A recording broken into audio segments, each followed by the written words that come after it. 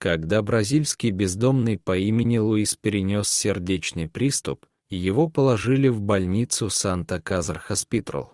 Но в больницу он прибыл не один.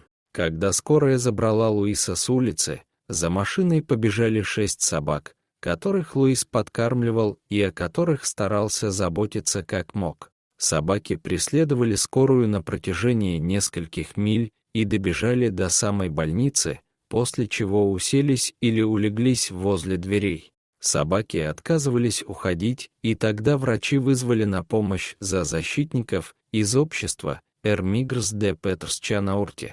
Однако те лишь сделали снимки собак возле больницы и отказались их забирать. Они были уверены, что собаки дождутся выздоровления Луиса и потом вернутся с ним обратно на ту улицу, где жили ранее.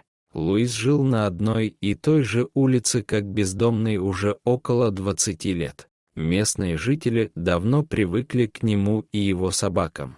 Луис был отнюдь не без родственников, и они неоднократно предлагали ему помощь, но он упорно отказывался. Ему нравилась жизнь такая, какая у него была. Он жил со своими собаками, и у него все было вполне нормально, рассказывает один из волонтеров Amigos de Petros Chanaurte. В ту ночь у него случился приступ, и собаки последовали за ним и потом скулили и выли возле дверей.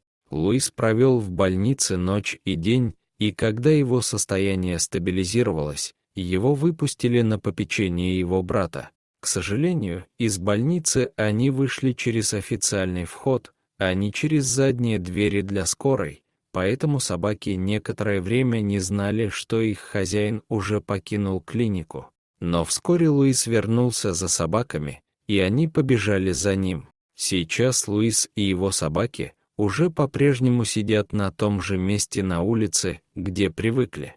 Дорогие зрители, если вам понравилось это видео, то ставьте лайк и подписывайтесь на наш канал.